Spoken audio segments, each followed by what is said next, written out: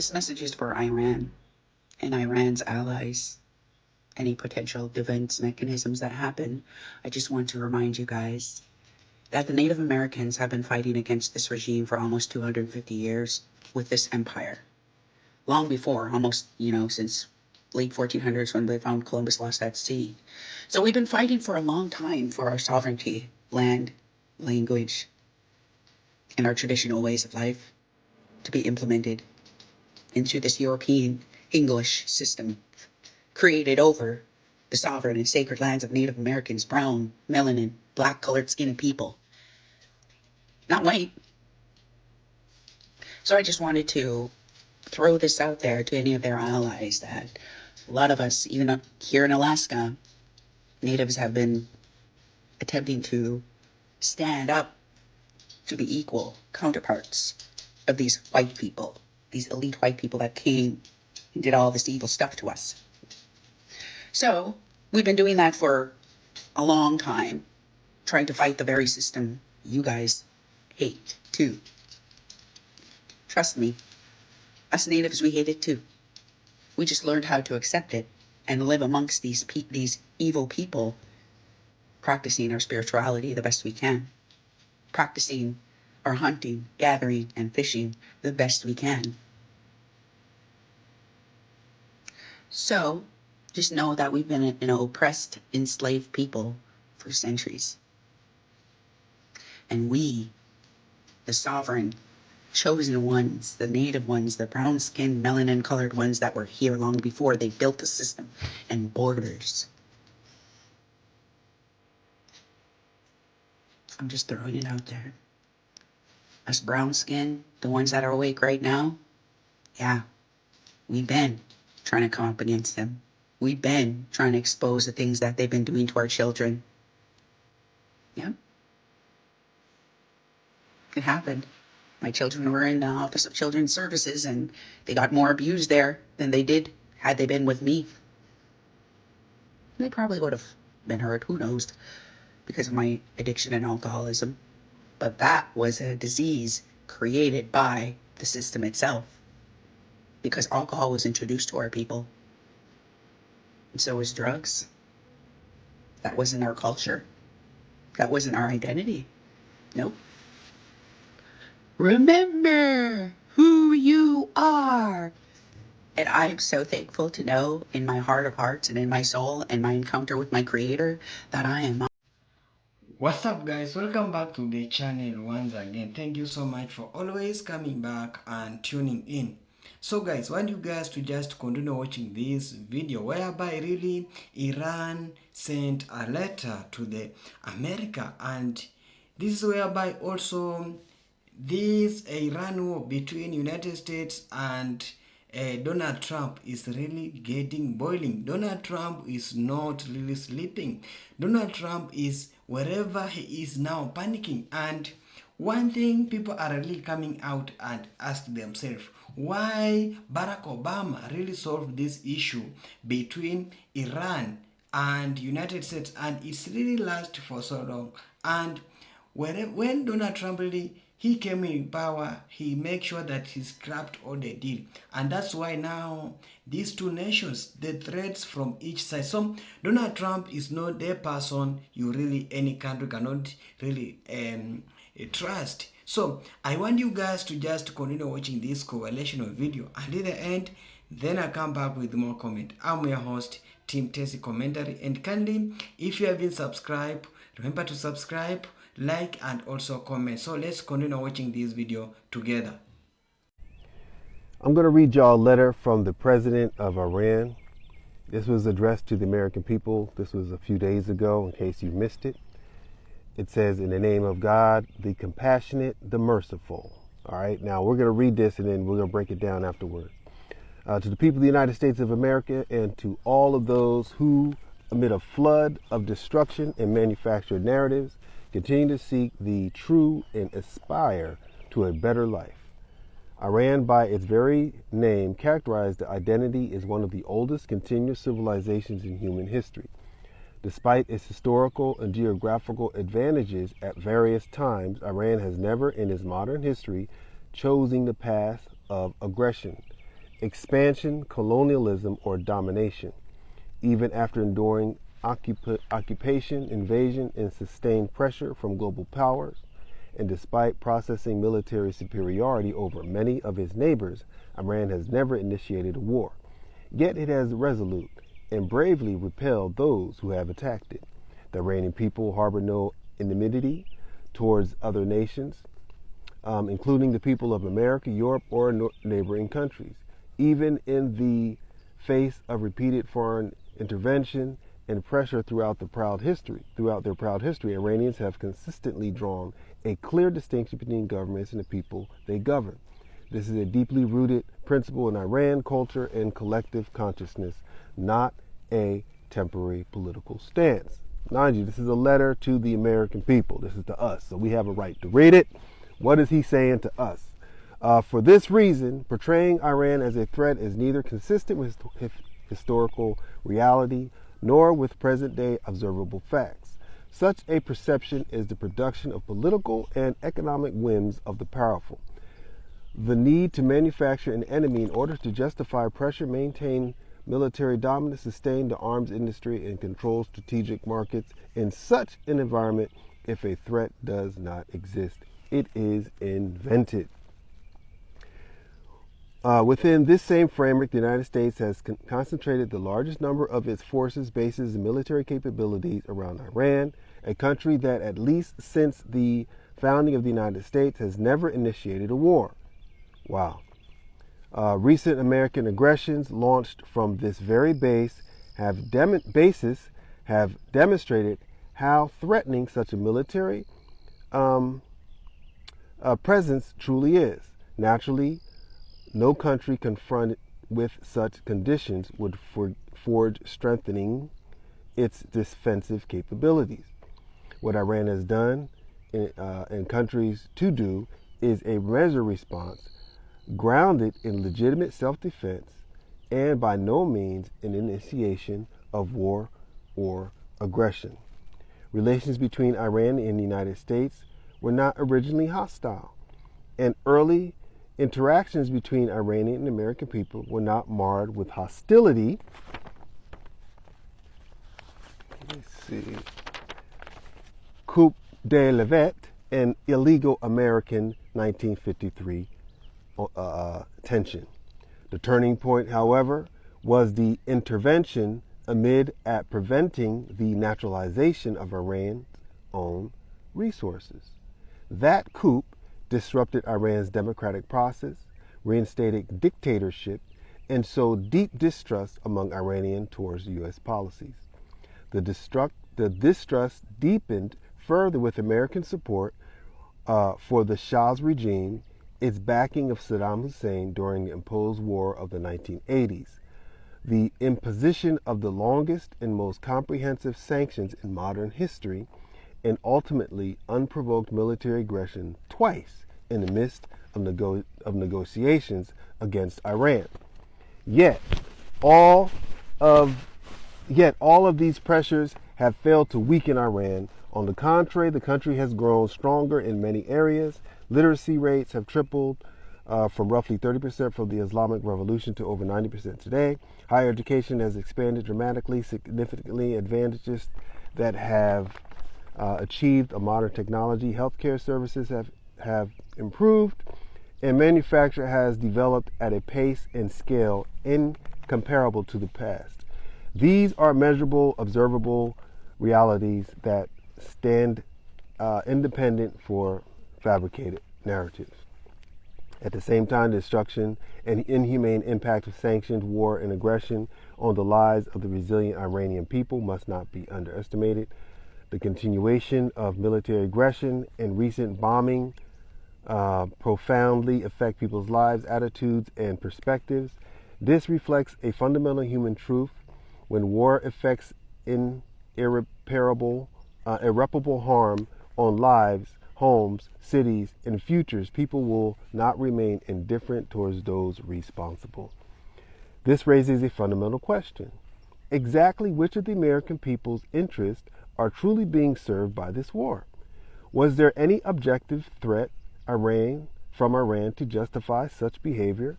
Does the massacre of innocent children, the destruction of cancer treatments, pharmaceutical facilities, or boasting about bombing a country back to the Stone Ages serve any purpose other than further damaging the United States' global standing?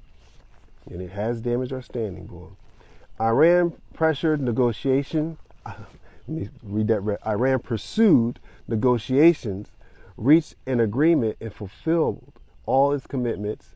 The decision to withdraw from the agreement escalated towards confrontation and launched 2 acts of aggression in the midst of negotiations were destructive choices made by the United States government, choices that served the delusion of a foreign aggressor.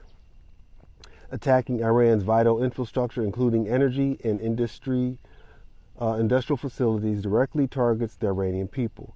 Beyond constituting a war crime, such actions carry consequences that extend far beyond Iran's borders. The generated instability increases human and economic costs and perpetual cycle of tension, planting seeds of resentment that will endure for years. This is not a demonstration of strength. It is a sign of strategic bewilderment and an inability to achieve a sustainable solution. Okay? And in conclusion, it is not also the case that America has entered this aggression as a proxy for Israel, influenced and manipulated by that regime.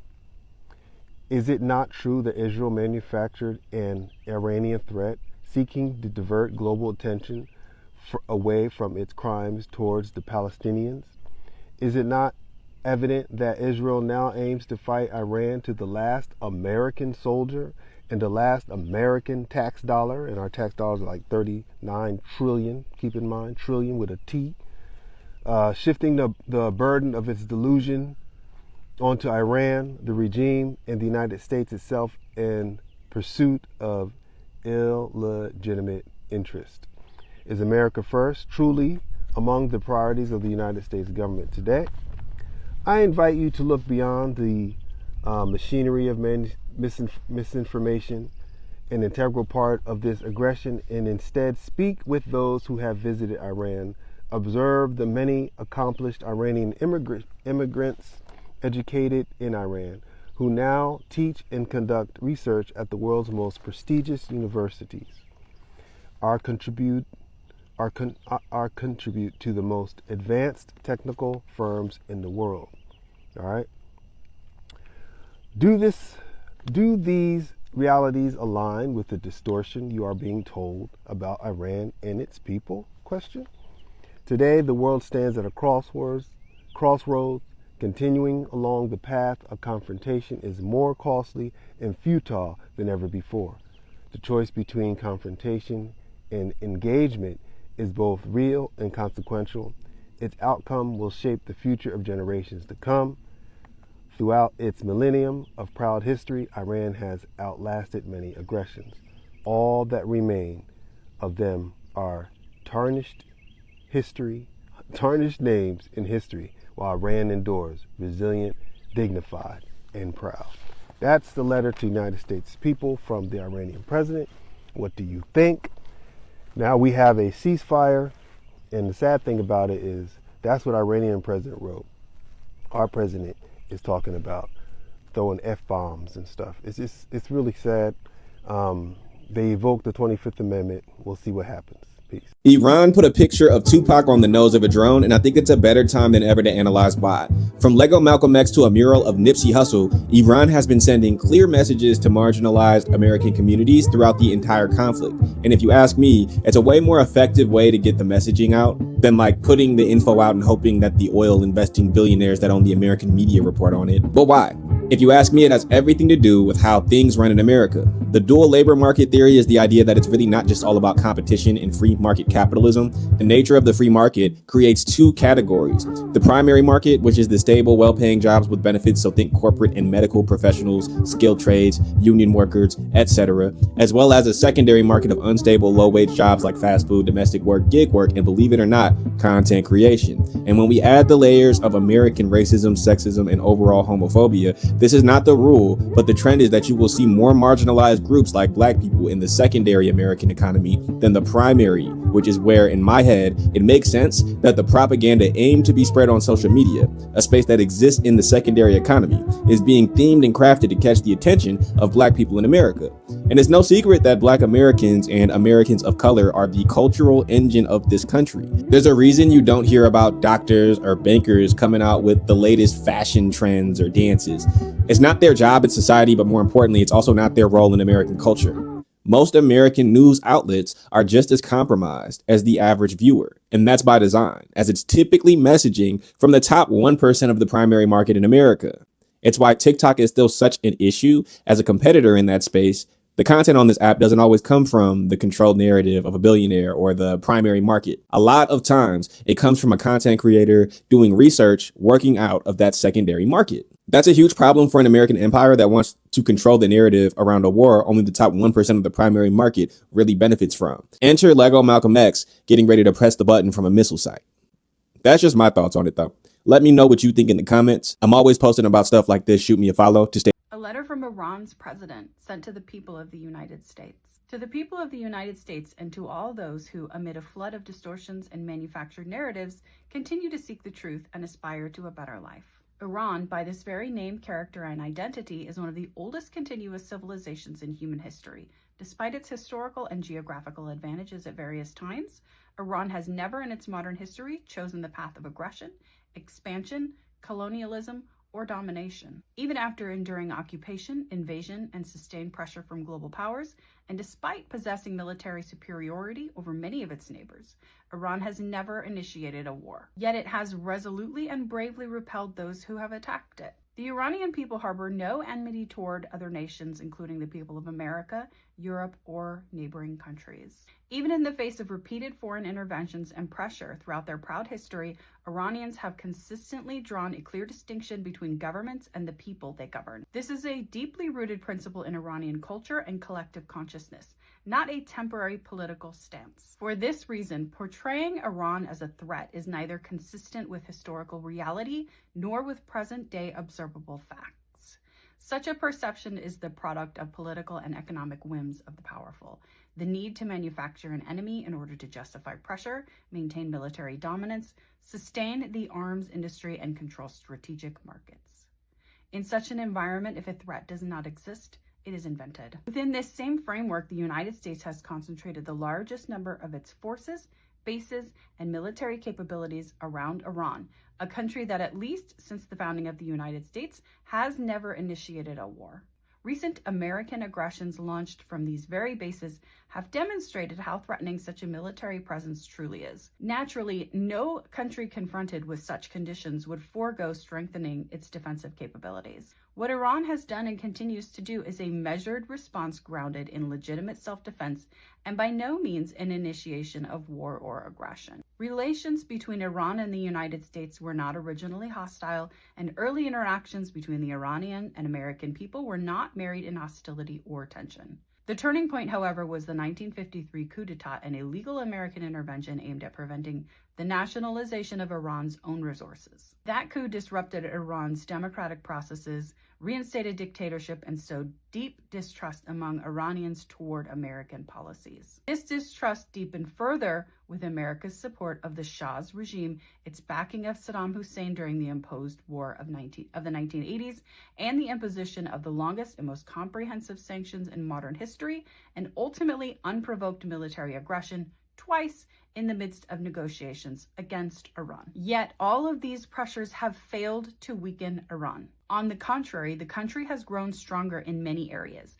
Literacy rates have tripled from roughly 30% before the Islamic Revolution to over 90% today. Higher education has expanded dramatically. Significant advances have been achieved in modern technology. Healthcare services have improved, and infrastructure has developed at a pace and scale incomparable in the past. These are measurable, observable realities that stand independent of fabricated narratives. At the same time, the destructive and inhumane impact of sanctions, war, and aggression on the lives of the resilient Iranian people must not be underestimated. The continuation of military aggression and recent bombings profoundly affect people's lives, attitudes, and perspectives. This reflects a fundamental human truth. When war inflicts irreparable harm on lives, homes, cities, and futures, people will not remain indifferent toward those responsible. This raises a fundamental question. Exactly which of the American people's interests are truly being served in this war? Was there any objective threat from Iran to justify such behavior? Does the massacre of innocent children, the destruction of cancer treatment pharmaceutical facilities, or boasting about bombing a country back to the Stone Ages serve any purpose other than further damaging the United States' global standing? Iran pursued negotiations, reached an agreement, and fulfilled all of its commitments. The decision to withdraw from that agreement escalated toward confrontation and launched 2 acts of aggression in the midst of negotiations, were destructive choices made by the U.S. government, choices that served the delusion of a foreign aggressor. Attacking Iran's vital infrastructure, including energy and industrial facilities, directly targets the Iranian people. Beyond constituting a war crime, such actions carry consequences that extend far beyond Iran's borders. They generate instability, increase human and economic costs, and perpetuate cycles of tension, planting seeds of resentment that will endure for years. This is not a demonstration of strength. It is a sign of strategic bewilderment and an inability to achieve a sustainable solution. Is it not also the case that America has entered this aggression as a proxy for Israel, influenced and manipulated by that regime? Is it not true that Israel, by manufacturing an Iranian threat, seeks to divert global attention away from its crimes toward the Palestinians? Is it not evident that Israel now aims to fight Iran to the last American soldier and the last American taxpayer dollar, shifting the burden of its delusions onto Iran, the region, and the United States itself in pursuit of illegitimate interests? Is America First truly among the priorities of the U.S. government today? I invite you to look beyond the machinery of misinformation, an integral part of this aggression, and instead speak with those who have visited Iran. Observe the many accomplished Iranian immigrants educated in Iran who now teach and conduct research at the world's most prestigious universities or contribute to the most advanced technology firms in the West. Do these realities align with the distortion you are being told about Iran and its people? Today, the world stands at a crossroads. Continuing along the path of confrontation is more costly and more futile than ever before. The choice between confrontation and engagement is both real and consequential. Its outcome will shape the future for generations to come. Throughout its millennia of proud history, Iran has outlasted many aggressors. All that remains of them are tarnished names in history, while Iran endures, resilient, dignified, and proud. That's one of the best written letters I have ever read. None of these people asked for this. They weren't aggressive. They were happily complying with the agreement that they made with us. We pulled out of that for no apparent reason. And then we tried to enter into another one with them, and they were agreeing. They were complying. They were agreeing to our terms. And then we just bombed them for no reason. Unprovoked. There isn't a way to say that America First is truly among the priorities of the U.S. government today. America gets nothing out of this. This is the resistance. I just posted a video on my repost of a guy reading a letter from Iran to Americans, appealing to Americans. And as a Black American, I know that everything in that letter is true. Let's get one thing straight. One thing very, very clear. That letter from Iran is not propaganda.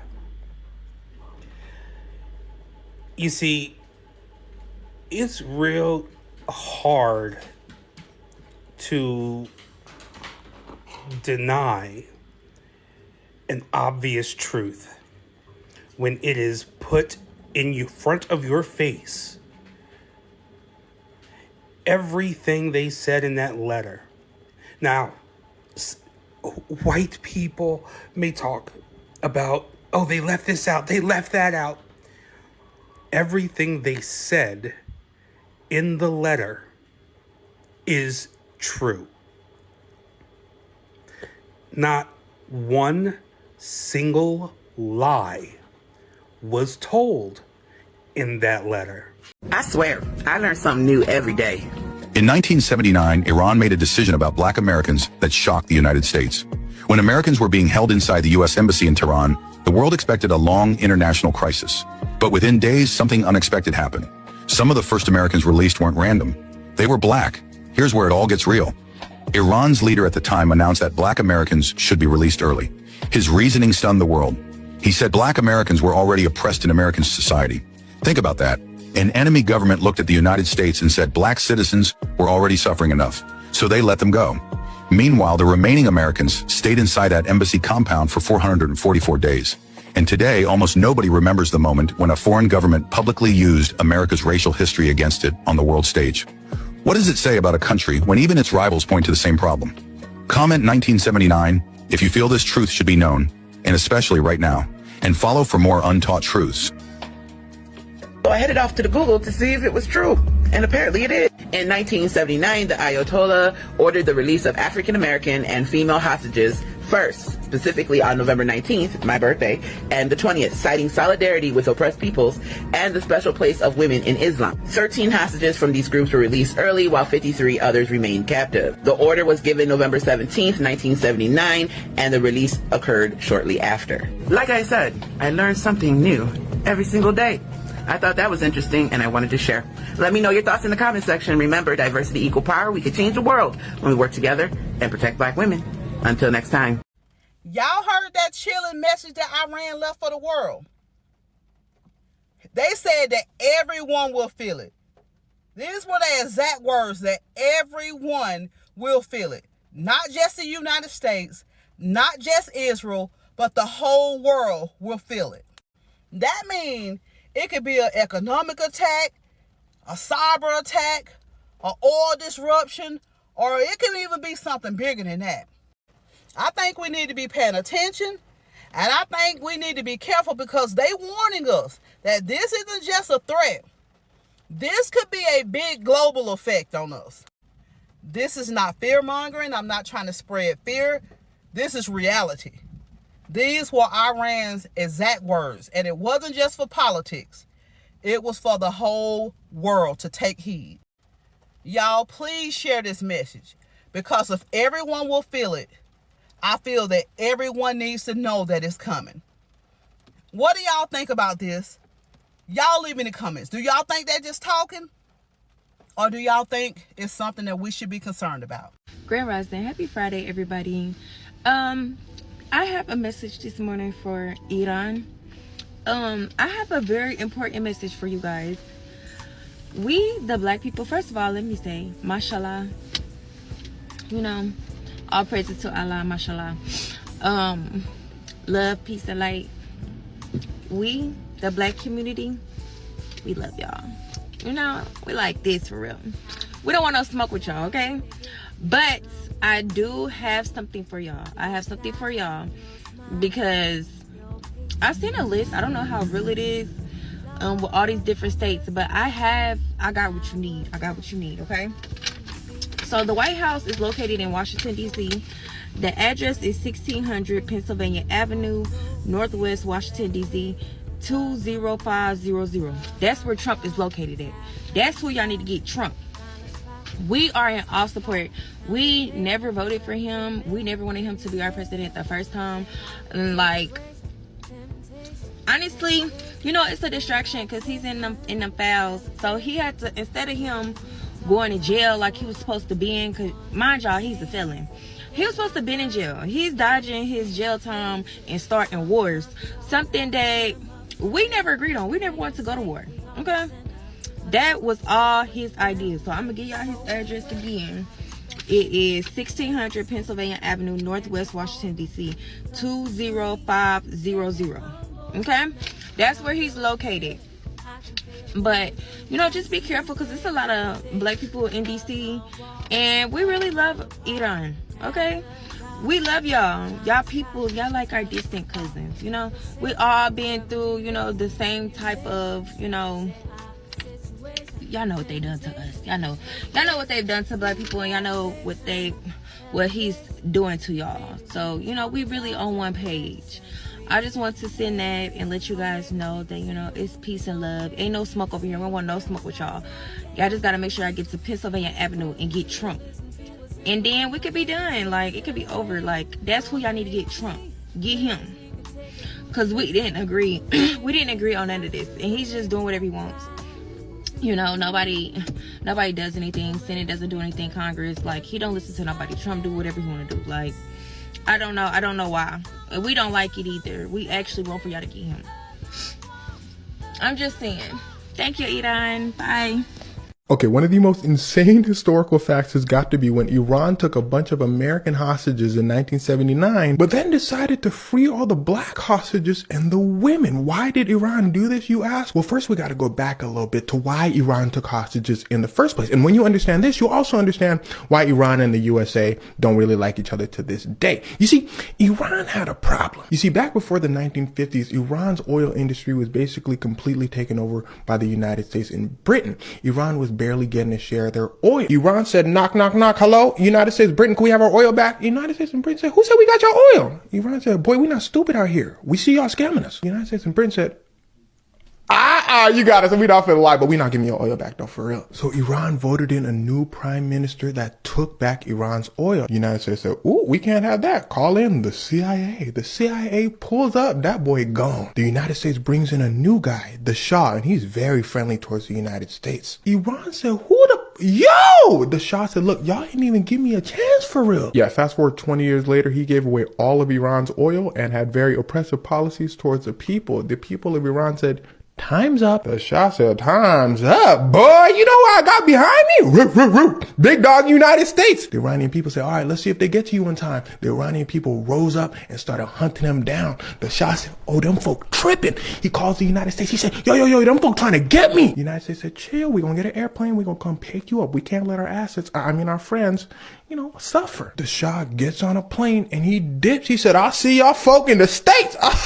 The people of Iran looked at the United States and said, bring back the Shah. The United States said, no, the Shah is sick. We can't give him to you right now. Iran said, we got hospitals here and jails. Bring him over. The United States said, no. And we still gonna take your oil because we're gonna bring in a new guy to still take your oil. This was the last straw for Iran. Iranian college students stormed the United States embassy and take everybody hostage. They said, bring back the Shah. The United States said, release the hostages. What are your demands? Iran said, well, they're pretty reasonable. 1, we want the Shah back. 2, we want you to leave us and our oil alone. The United States said, no. If there's something you gotta know about the United States of America, it's very hard to negotiate with. The United States wants it all at all times. They said, hostage, y'all gonna have to hold it down. The hostage said, the United States said, counteroffer, we keep the Shah, we keep the oil, and you give us the hostages. Iran's new supreme leader, Khomeini, said, look at my face. Do I look like I'm finna play with y'all? Give us back the... Hold on. Are those black people? Now here's where things start to get wicked. Khomeini looked at the black hostages and said, don't the United States be like oppressing y'all and messing with y'all too? Black people said, well, Khomeini said, oh no, y'all are free to go. Plus the women, y'all are free to go. The white hostages said, Jamal, ain't you gonna put in a good word for me? He said, my name's Eric. He said, Andre, we're not here to argue about semantics. This is a serious situation. Go talk to them folk. Put in a good word for me. Black people said, all right, give us your number. I'm going to call you on my iPhone. We're going to put in a good word. White people said, iPhones haven't been invented yet. Black people said, exactly. Call me when they get invented. Oh, them folk dipped. Except a black man named Carl. Now, I don't know if this is him, but this picture goes with what I'm saying. You see, Carl was a Marine, but he was also a radio operator in the Marines. So he was privy to very sensitive information. Carl said, okay, we packing our bags, we going. They said, Carl, you can't come. Carl said, y'all see my skin color, right? They said, yeah, Carl, but you privy to info. You're going to have to hold it down. Carl said, ain't this about it? But Carl was released 2 years later with the rest of the hostages because President Jimmy Carter, after a lot of back and forth, there's a lot more to the story than this, finally made a deal with Iran basically saying, okay, we're going to leave you alone. Just release the hostages. Iran didn't get the Shah because the Shah actually passed away. And side note, since Jimmy Carter took so long to get the hostages released, Reagan used that against him to get elected over Jimmy Carter and and Reagan then ruined the world. But that's a story for another day. Side note, to Jimmy Carter's credit, even though he lost the election, he still worked on getting the hostages until his last day in office. In fact, he got the hostages released on his last day in office. And well, even after the hostages were released, Iran and the United States relationship had never been the same since. And in fact, before the hostage crisis and after the hostage crisis, there were many more little incidents that happened between the US and Iran. What's happening today is just another piece in a story that's been ongoing for about 100 years. They just haven't taught you it in your history books. A story that I hope ends peacefully and sooner rather than later. Hello guys, welcome back. I hope you have just watched that full video, how really Black American, how they are really reacting towards Iran war.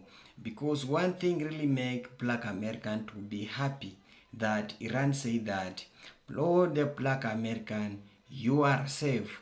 And we remembered very well 1979, really Iran released them all the black hostages and live inside the white hostages. So this proves that this war is not really meant for the Black American. This war is for the Donald Trump and Iran.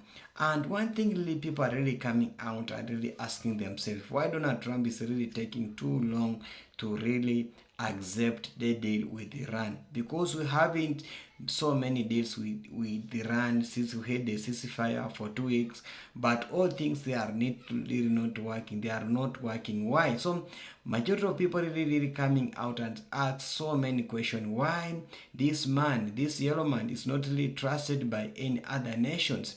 And also we remembered very recently very well that Iran really came out and said that they really missed their court. So they referred their court as the Barack Obama, because during the Barack Obama tenure they really make a good deal by doing this nuclear bomb, because this is the main thing that's really making the world to suffer.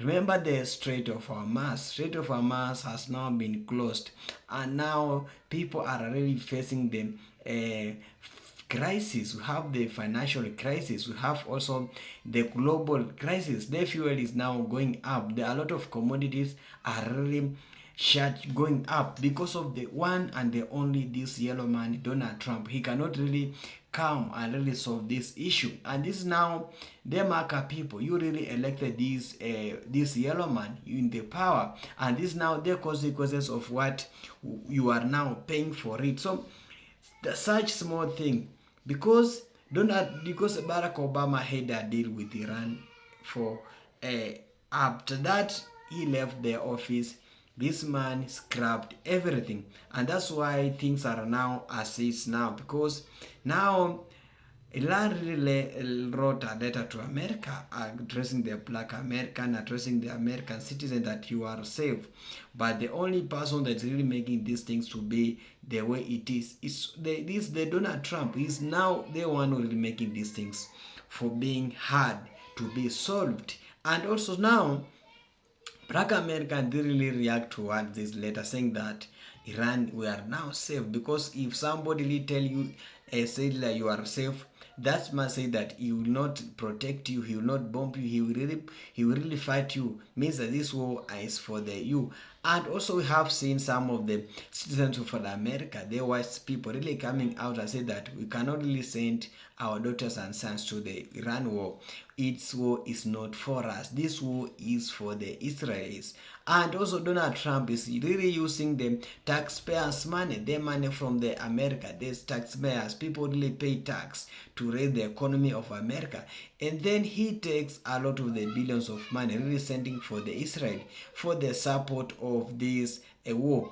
And we have seen the humiliation from other countries to Donald Trump, because we have seen recently he went to China, but he received a very minimal reception. And you remember that Donald Trump, he has not good international relationship, because first thing, this person really, this yellow man, he promised these Marca people that he will protect their borders. He will make really the American creator again. And the American people say that maybe the Kamala Harris will really destroy the America. Kamala Harris will really fight for other nations. And now look, the person who really promised them the goodies. Now this is the situation it is. And we have also seen now a lot of the American people really coming out and say that they really miss Obama. They really, maybe they have been listening the advice from the Kamala Harris, because Kamala Harris told them that wherever Donald Trump will come in power, he'll make sure that he's really fighting other nations. He started with the Venezuelan. He went, and now look now the situation of them. Now the Iran. This tension has been ongoing for so long, and these things must be solved, because wherever if this is really continue as it is, the economy is now going down. A lot of nations, a lot of the country, they have now starting seeing their growth. They have now seen their pain of the global crisis of the fuel, because when the fuel is lacking, just automatically the price will really go on. So after the price will go up, a lot of commodities would also shut up, and that's why we have seen a lot of the people really coming out, crying out as I solve this war once and for all. And I normally say that wherever we have the critical issues, we read the critical mind. I saw some clips whereby really Donald Trump, he came out and said that he met the Dondoliso. So we expected this conversation to solve this Iran war, but unfortunately nothing happens, and that's why people are now coming out. People are being stranded. The world is being stranded about this is global. And remember, the Strait of Hormuz is the control of the fuel. So much of now the people coming out, and Donald Trump is not listening. The only thing this man is want is the Iran to open the Strait of Hormuz, and also to stop that nuclear. But Iran has said nothing like that. It's good to have a deal with their God. It's good to be the way to fight this. And this is where nowadays this Donald Trump is really failing. So guys, I want to hear from you about this conversation between Iran and also the United States, that is the Donald Trump, how these things are really going up. So I want to hear from you guys about this video. I'm your host, Team Tessie Commentary, and kindly, if you haven't subscribed, remember to subscribe, like, and also give this video a thumbs up. All full credit goes to original creators of this video. I'm your host, Team Tessie. Bye for now. See you in the next one.